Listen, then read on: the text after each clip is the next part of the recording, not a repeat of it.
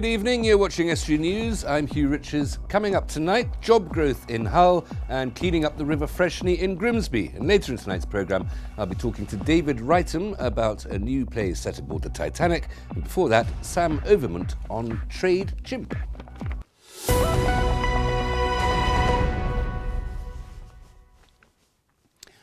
A Hull firm is to create 100 new jobs after a £10 million investment from Silicon Valley. Connexin develops the idea of smart cities, working on projects like autonomous driving and flood detection. The company is based on Priory Park in Hessel.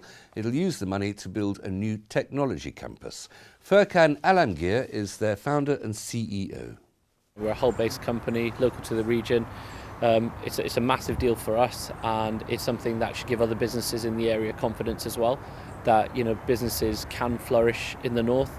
There is money to be invested in here, and firms from America are looking at putting money in the north. We've already got people calling us, talking to us about new jobs. So we've had CVs through already. We're creating a wide variety of jobs around numerous skill sets, from customer service agents all the way to smart city software developers who are working on artificial intelligence and machine learning. So it goes from the very, very technical to the different skilled around customer service, customer experience, and all that kind of stuff. It's going to be one of the state-of-the-art facility, something that the region's never had before. We call it a Tier 3 data centre, so it's up for longer. It has a 100% power guarantee. But it's just this really, really cool facility that will allow us to host new software systems and new hardware systems and new technologies in Hull. Campaigners from East Yorkshire have been in Downing Street today. They handed in a 60,000 signature-strong petition calling for justice for people affected by historical child sex abuse at a school in Market Weighton. More than 200 former pupils claim they were abused as children at St William's School in the town. The campaigners want a change in the law, making it easier to claim compensation years after the crimes. The current limit is 3 years. The app-based taxi firm Uber has announced it won't be coming to Hull. It follows a review by the company after an investigation by the Local Government Association. The company indicated earlier this year that it would be expanding its remit to 9 new cities, including Hull, along with Oxford and South Tyneside. All of these applications have now been withdrawn. On tonight's Hot Topic, the deputy leader of the Yorkshire Party, Stuart Arnold, will be sharing his views on Yorkshire devolution. Here's a preview. Well, our preferred plan is those areas of which are traditionally Yorkshire and basically covered by the 20 local authorities at the moment. And that seems to be, there's a kind of a synergy, there's a critical mass of 5 million people that has an economy over £100 billion per annum, and it's obviously has a sense of identity and a sense of history. So it sits, in my view anyway, it sits quite easily for Yorkshire as a whole. And you can see that episode in full tonight on Estuary TV at 8:30. A new song has been released today. Culture Clash celebrates Hull's culture, history and talent with the help of hundreds of school children and some famous faces. It's part of the Song for Hull project, which has brought together young singers from across the city to perform with stars Jonathan Ansell, the Garnett family and rapper NB as part of Hull's year as City of Culture. The song will be performed for the first time at Hull City Hall on Friday. Community groups in Grimsby are teaming up to rescue the River Freshney. Led by Grimsby in Bloom, the Grimsby River Care group will tidy up a stretch of the river this Saturday, October the 21st. They're calling on volunteers to help join with the clean-up. Fred McNamara brings us more. Community groups from across Grimsby are joining forces to clean up the River Freshney. Grimsby River Care, which includes Grimsby in Bloom, Vernell and Humberside Police, will improve a stretch of the river by encouraging wildlife and increasing biodiversity. The group is the newest of 44 river care groups in the Anglian region. The aim of these groups is to improve these widely used community areas. It is a little bit neglected, so we thought we need to really get this clear, and it is the only part within North East Lincolnshire that has a river running through it. So it's a jewel in the crown in that respect, so we want it to look its best. So we thought, right, we're going to have 3 or 4 of these events throughout the year.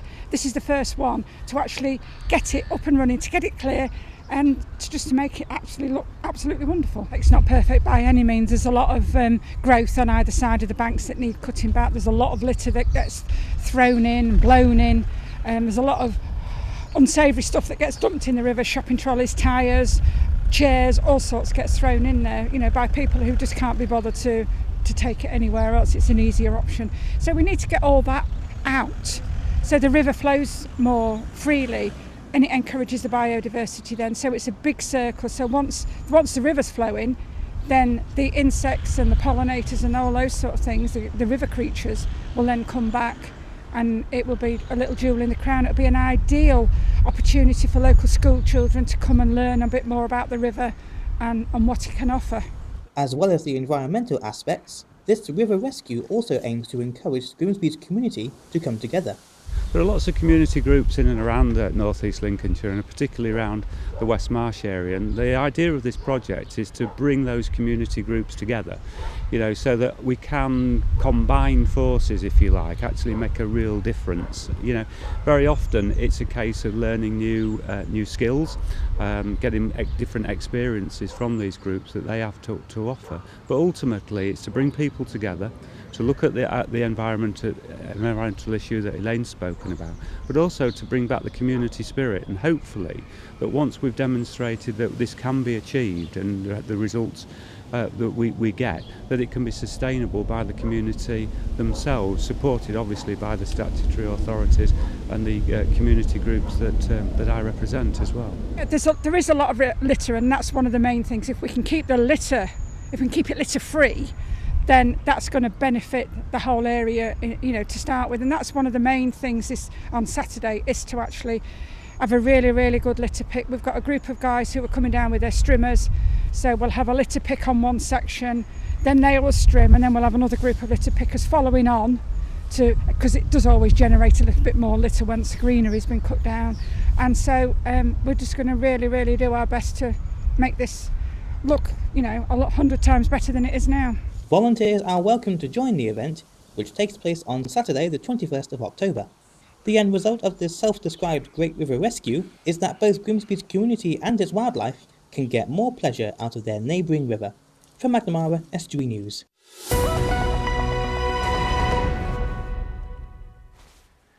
Now, Hull-based Tradechimp has released a new app. It's aimed at tradespeople across the country, and to tell me more, I'm joined by its creator, Sam Overment. Sam, thanks very much for coming in. Thank you. Tradechimp. I like the simian reference, but you better tell me what it is. So it's a web-based software application that we've been building over the last 18 months. It's designed to help UK tradespeople, anywhere from one-man businesses up to companies that have got 9 people, so micro-entities. It's focused around helping them manage their day-to-day activities and keep track of where their various activities are, so the different jobs they've got on the go, how many hours they've spent at each one. It's a depository, a place to store all that information. They can do that through the mobile app, or they can do it using their existing process of paper sheets and paper diaries and things like that, and then transfer the information into the software. So on one hand, it gives them a great organisational tool. There's then a very advanced feature in the background with what we do with all the data that we collect. So we manipulate it and produce business intelligence reports, which we send to the users on a monthly basis, and it helps them see at a more detailed level how their profits are being made, so they can see how much profit they're making per customer or per job or per technician, rather than just looking at the year as a whole. So they can know which sales, as it were, or which customers are more profitable to them in knowing detailed how much effort they put into one particular sale, for instance, whether that sale was profitable enough to justify that effort. Absolutely, yeah. I often use the 80-20 rule. It's the case that 80% of your profit will probably come from 20% of your customers, and being able to identify those, and equally important, the bottom performing customers, is really important. Now, of course, this is all paper free. A lot of small businesses, and you talk about businesses between 1 and 9 people, so very small businesses, entrepreneurs. There's going to be a habit of keeping all their receipts are all in a biscuit tin at the back of a cupboard somewhere. This is a bit of a culture change. It is a culture change, yeah. So that was a big challenge that we face, is trying to persuade our target market to adopt software. When they do, we quickly see that the benefits are fantastic, and they're very much happy that they did. But yeah, they do. The majority do use paper. They use diaries or paper timesheets. Why Tradechimp? Why the chimpanzee? So the chimp come from a book that was written from Professor Stephen, I can't think of his surname now, but it's Chimp Paradox it's called. Okay. He's a sports psychologist, and he's done a lot of work with some famous sports people, Ronnie O'Sullivan and people like that. And he talks about how there's a human inside all of us and a chimpanzee inside all of us, and he sort of makes light of very intelligent brain sort of topic, if you like, of how the brain works. And so the chimp, I've always had a fond liking of chimps, and I've read that book and I loved it. So that and the trade, that was how we arrived at the name. Is Hull and Humber generally, are they becoming, we just had a story at the top of this edition about connections and £10 million being invested in technology. Is it becoming a bit of a Silicon Valley, the Humber? I think it is to some extent, yeah. We've got a great skill set in Hull. We've partnered with a company called Arc Studios, who are part of Hull's Digital Centre for Innovation, C4DI. They're a new company. They started in 2013, I think. I think there's 5 of them master's degree qualified. They've built the app for us over the last 2 years, and they've now just come on board as a joint venture. If people want to know more about Tradechimp, presumably they can just look it up online and find out the details there. Yeah, if you Google Tradechimp or head over to tradechimp.co.uk. Sam, thank you very much. Join me after the break. Dan will bring us a roundup of all the latest sports news, and I'll be talking to David Wrightam about the Ship of Dreams.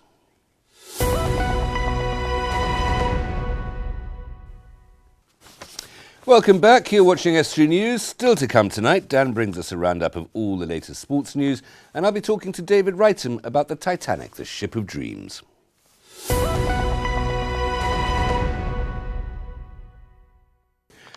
Road improvement work on Newland Avenue in Hull has resumed today. It had been suspended for the Hull Fair. The 4th phase will see the road closed between 9:30 a.m. and 4 p.m. from Sidmouth Street to Walgrave Street. Pedestrians can reach the avenue during the closures. It's fully open at weekends and after 4 p.m. every night. North East Lincolnshire Council is seeking the public's views on pharmacy services across the borough. The council wants to identify the services people most need as it plans the future of pharmacy. The pharmaceutical needs assessment process is being updated for the borough. It's primarily used by NHS England to make decisions regarding requests to open or move a pharmacy and to understand whether better access or improvements to services are required.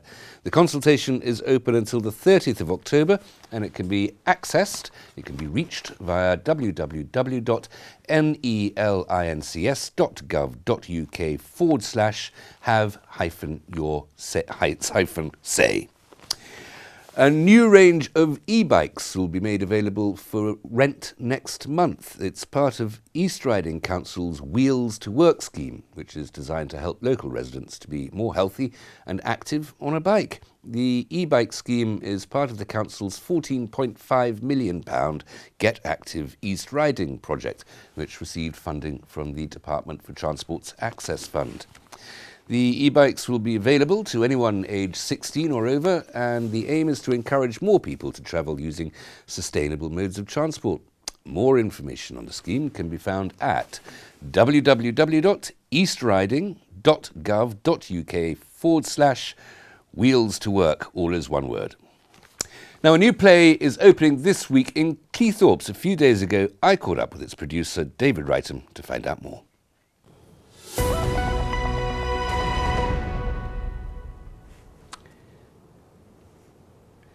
David, thanks for coming in. Welcome. What's the latest production going to be? It is Ship of Dreams, the Titanic. And because people are still obsessed with the Titanic all these years on. It's more like Ship of Nightmares, isn't it? Well, yes. Well, it was a ship of dreams for many. Sadly, the dream didn't come true. But we learn about the first class, but there's some terrific stories from third class that were locked in by our stupid British way, stiff upper lip way, that you can't put a first class passenger in a lifeboat with a third class passenger.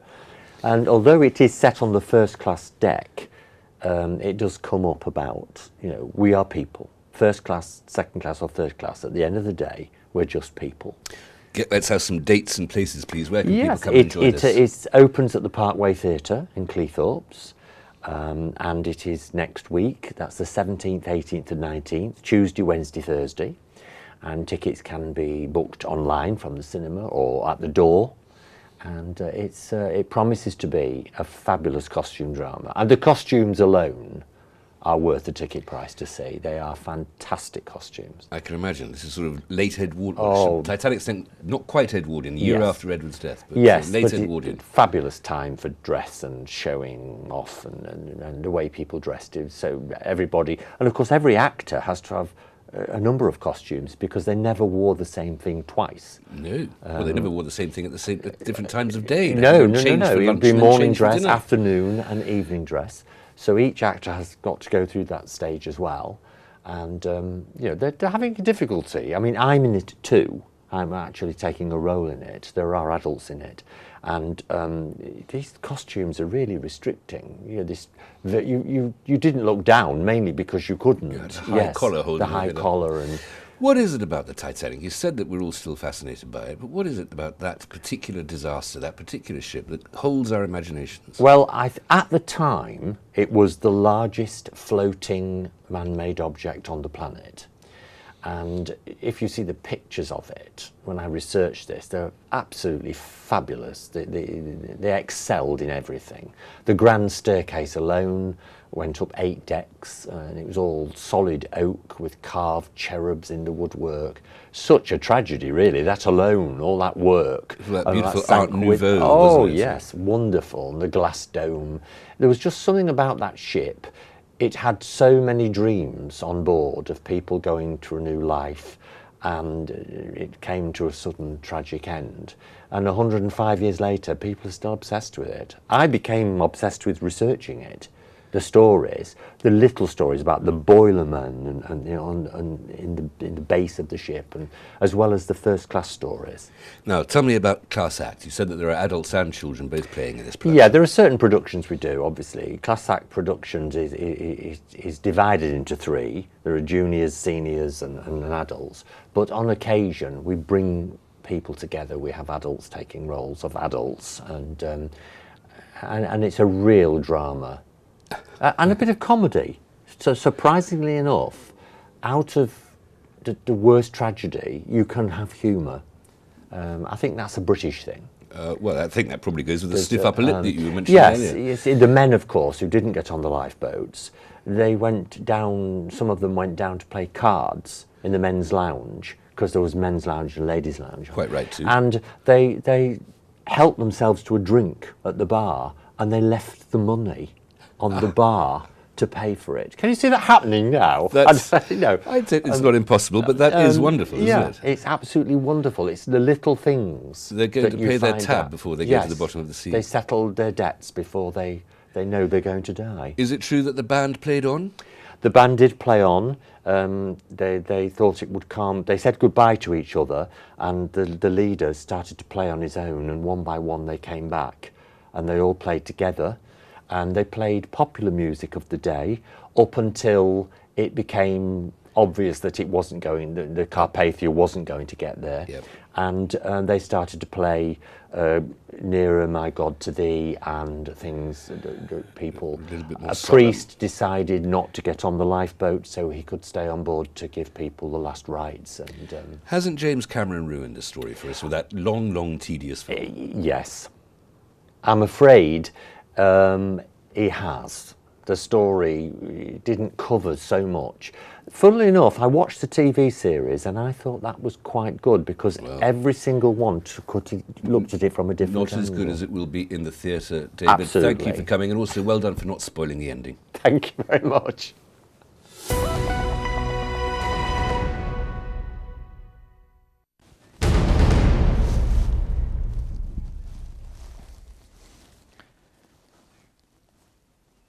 We'll start with transfer news, and Grimsby Town have brought one man in while allowing another to leave this afternoon. They've signed former Norwich youngster Reece Hall-Johnson on a 1-year deal. He spent a period on trial at the club and managed to impress Russell Slade enough to get a permanent move.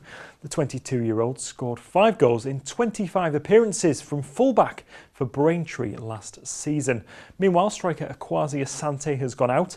He's only just returned to reserve action, having missed 6 months of action through a leg injury. He's joined former club Solihull Moors on a 3-month loan. Looking back at the weekend, the Mariners drew 0-0 with Crawley. Here's what Russell Slade had to say following the game. It's frustrating, yeah, but I think we all need reminding sometimes, don't we, that we haven't lost in 4, and I think that's 1 defeat in 7. It's another clean sheet, so I was really pleased with that. Not giving any goals away.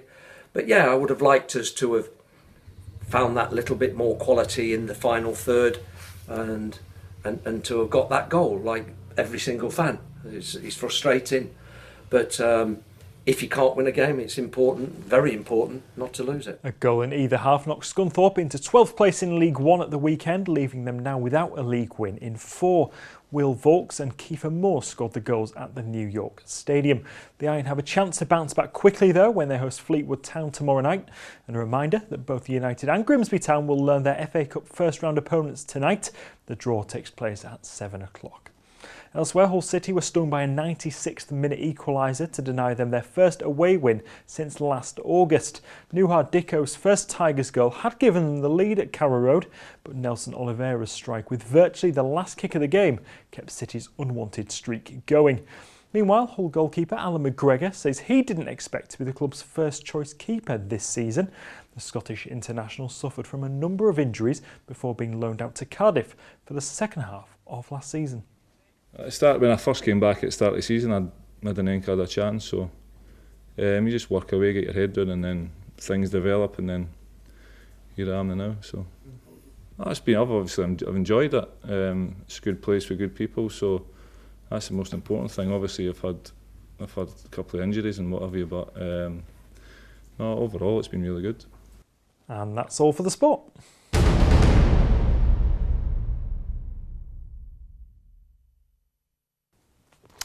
Thanks very much, Dan. We're out of time, I'm afraid. That's it for this evening. Good evening.